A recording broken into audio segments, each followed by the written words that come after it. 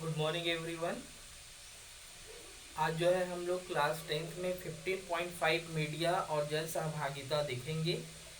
इसके पहले वाले वीडियो में हमने दबाव समूह की लोकतंत्र में भूमिका और विभिन्न दबाव समूहों के बारे में जाना, जिसमें व्यापारिक दबाव समूह, जातीय और सांप्रदायिक दबाव समूह, विभिन्न पेशे से जुड़े लोगों के दबाव समूह।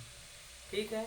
मीडिया के बारे में सभी लोग जानते हैं और आज बहुत सारे बच्चे, बहुत सारे पेरेंट्स, और मैं कहूँ बहुत सारे बोलने की बजाय अगर मैं ये कहूँ कि आज सभी लोग जो है मीडिया से जुड़े हुए हैं तो गलत नहीं होगा, क्योंकि आज सभी लोग जो है social account, Facebook, WhatsApp, Twitter से जो है कनेक्टेड हैं और वो एक दूसरे से जो है सूचनाएं आदान प्रदान करते रहते हैं। तो मीडिया की जो है जन सहभागिता लोकतंत्र में, कि मीडिया जो है कैसे लोकतंत्र को जो है मजबूत बनाती है या लोकतंत्र में अपनी सक्रिय भूमिका निभाती है, उसके बारे में हम पढ़ेंगे। चलिए देखते हैं।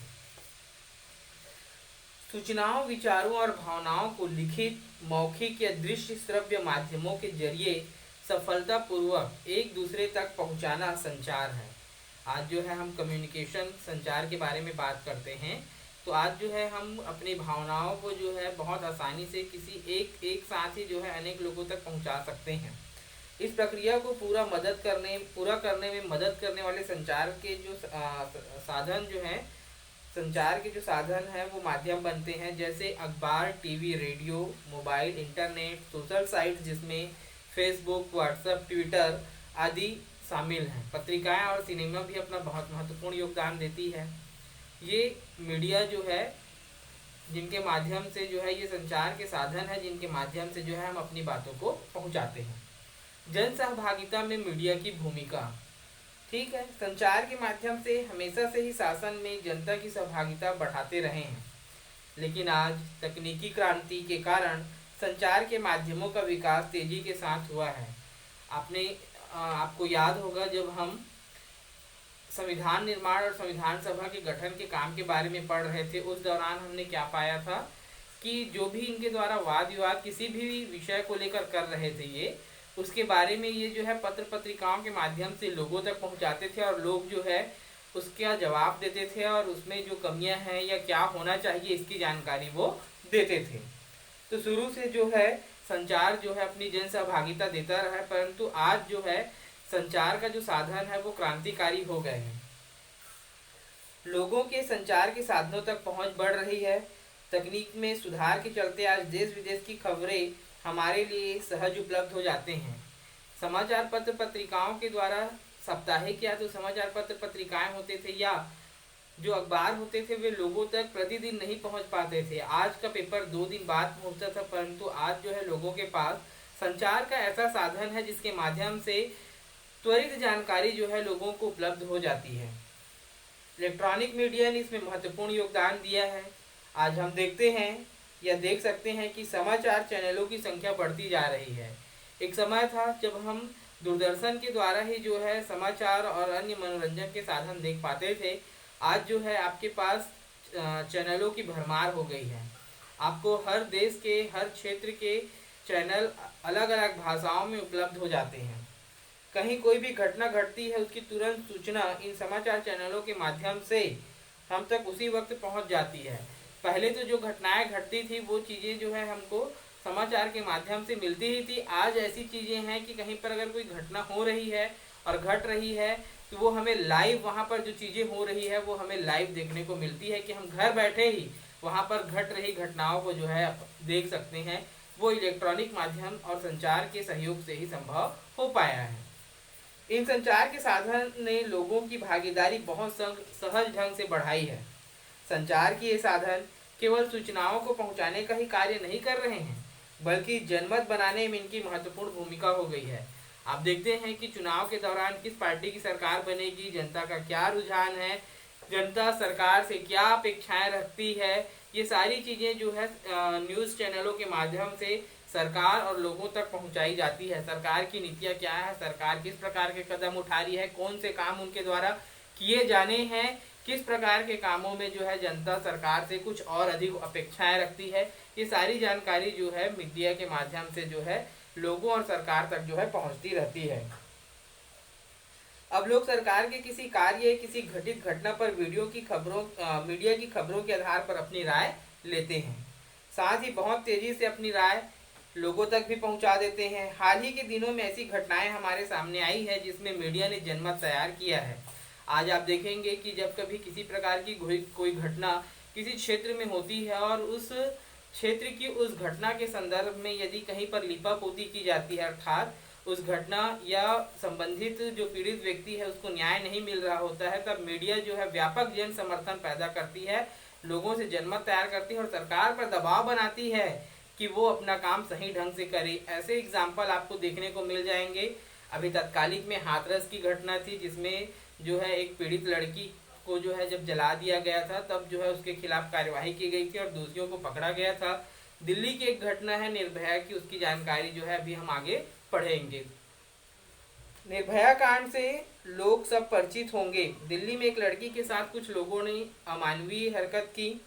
मीडिया के माध्यम से लोगों तक ये बात पहुंची तो लोगों ने अपनी राय एक दूसरे के साथ साझा करना प्रारंभ कर दिया।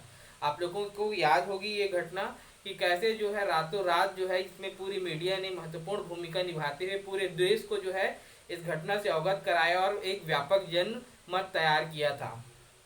बहुत जल्द इस घटना ने एक आंदोलन का रूप ले लिया। देश के अनेक हिस्सों में अपराधियों को सजा दिलवाने के लिए धरने प्रदर्शन प्रारंभ हो गए। लोगों द्वारा सरकार पर पुराने कानून की जगह नए कानून बनाने का दबाव बनाया गया। इस दबाव में सबसे महत्वपूर्ण योगदान मीडिया का था, जिसने लगातार जो है खबरें प्रकाशित की और खबरें प्रकाशित करके जो है सरकार पर दबाव बनाया, साथ ही लोगों की राय और उनका समर्थन भी प्रस्तुत किया जिससे सरकार पर दबाव बन सके। लोगों का दबाव इतना अधिक था कि अंततः सरकार को पुराने कानून में बदलाव करने पड़े। ऐसे कृत्य करने वालों के खिलाफ सजा को और अधिक सख्त किया गया। इस कानून के परिणाम स्वरूप अब यदि कोई 16 साल का लड़का किसी लड़की के साथ अमानवीय हरकत करता है तो उसे वयस्कों की भांति सजा दी जाएगी, अर्थात जो है उसे पूर्ण रूप से सजा दी जाएगी। उसे किसी भी प्रकार की छूट नहीं दी जाएगी कि वो बालिग है या नाबालिग है करके। उसे पूर्ण रूप से बालिग माना जाएगा और उसे पूर्ण रूप से सजा दी जाएगी। इस प्रकार मीडिया ने जो है जन समर्थन प्राप्त करके जो है सरकार को कानून बदलने पर मजबूर किया ताकि भविष्य में होने वाली ऐसी घटनाओं को जो है रोका जा सके। इसी प्रकार सन 2011 में जन लोकपाल बिल के लिए जो है व्यापक आंदोलन जो है प्रारंभ किया गया था, जिसमें रालेगढ़ सिद्धि के जो है अन्ना हजारे जी ने जन लोकपाल बिल के समर्थन में जो है आंदोलन प्रारंभ किया था, जिसे मीडिया ने जो है जन जन तक पहुंचाया था और उसको भी व्यापक जन समर्थन प्राप्त हुआ था, जिसके कारण लोकपाल बिल विधेयक जो है पास किया गया था। मीडिया के माध्यम से ये लोग अपनी बातों को आसान और प्रभावी ढंग से पहुंचा पाए। इसी कारण लोगों का बड़ी संख्या में आंदोलन को सहयोग प्राप्त हुआ। इस प्रकार बदलते समाज की जरूरतों के अनुसार मीडिया ने लोगों को शासन में भागीदारी के नए अवसर और नए विकल्प उपलब्ध करवाए हैं। अगर हम इस प्रकार की चीज़ों को देखें तो हम पाते हैं कि मीडिया ने जो है शासन की भागीदारी में जो है नए अवसर और नए विकल्प जो है उपलब्ध करवाए हैं। शासन में जन सहभागिता बनाने में मीडिया एवं संचार के माध्यमों की बहुत महत्वपूर्ण भूमिका है। दूसरी तरफ मीडिया के कुछ खतरे भी हैं। मीडिया या तो सरकार के या बहुत धनी कंपनियों के हाथों में होती है। अगर हम एक और इसके लाभ देखें तो दूसरी ओर कुछ समस्याएं भी है, क्योंकि मीडिया जो है अधिकांश जो न्यूज़ चैनल हैं, पत्र पत्रिकाएं हैं, वो किसी न किसी धनी व्यक्तियों के हाथ में होती है। ये अपने निहित स्वार्थ या संकुचित हित के लिए अनेक चैनल या पत्रिकाओं का उपयोग भी कर सकते हैं और ये किया भी जाता है। कई बार न्यूज़ में सिर्फ वही खबरें दिखाई जाती है जो पूरा सच नहीं होता है या आधा सच दिखाया जाता है, तो ये इस प्रकार उसका दुरुपयोग भी करते हैं। आमतौर पर मीडिया में काम करने वाले पत्रकार आदि शहरी मध्यम वर्ग के होते हैं, जो गरीब या ग्रामीण अंचल के लोगों की समस्याओं को अनदेखा कर सकते हैं। और होता भी है, बहुत सारे न्यूज़ जो है हम लोग तक पहुंच ही नहीं पाते हैं। कुछ घटनाएं हुई होती है जो इन मीडिया के माध्यम से जो है हम तक पहुंचती है। अगर मीडिया किसी खबर को गलत ढंग से लोगों तक पहुंचाती है तो लोग उसके प्रभाव में आ सकते हैं। राजनीतिक दल, दबाव समूह और अन्य संगठन अपने मत प्रचार के लिए ऐसा कर सकते हैं। इसलिए मीडिया को इस बात को ध्यान में रखना बहुत जरूरी है कि मीडिया की हमेशा सकारात्मक पहल होनी चाहिए ताकि लोकतंत्र में उसकी भूमिका बढ़ती रहे। ठीक है, इसमें एक लाइन दिया हुआ है कि अगर मीडिया किसी खबर को गलत ढंग से लोगों तक पहुंचाती है तो हम उसके तत्काल प्रभाव में आ सकते हैं। आज अगर हम न्यूज़ चैनल देख रहे होते हैं और किसी खबर को दिखाया जाता है तो उस खबर के हिसाब से हमारी मनोदशा जो है या हमारी राय बनती है। कैसे कि जैसे मान लो दो दोस्त हैं, किसी दोस्त ने किसी की हत्या की है, ऐसा न्यूज़ चैनल में दिखाया जा रहा है, तो हमारे लिए उस व्यक्ति के लिए जो मानसिकता ये होती है कि बहुत बुरा है, बहुत खराब है, दोस्त की जो है उन्होंने हत्या कर दी। लेकिन अगली सुबह जब न्यूज़ वाला दिखाता है कि उस दोस्त की किसी प्रकार की कोई गलती नहीं थी और किसी और लोगों के द्वारा जो है ये कृत्य किया गया है, तो हमारा थॉट तुरंत उस व्यक्ति के लिए बदल जाता है। इस प्रकार हम सोचें तो मीडिया जो है, हम मीडिया के प्रभाव में जो है हम हमेशा रहते हैं, जिसका हमेशा गलत दुरुपयोग होने की संभावना रहती है। इसीलिए मीडिया को जो है हमेशा सकारात्मक भूमिका निभाते हुए लोकतंत्र को मजबूत करने में काम करना चाहिए। ठीक है बच्चों, ये थी मीडिया की जन सहभागिता लोकतंत्र के निर्माण में। किसी भी प्रकार का डाउट हो तो जरूर पूछेंगे। ओके बच्चों, थैंक यू।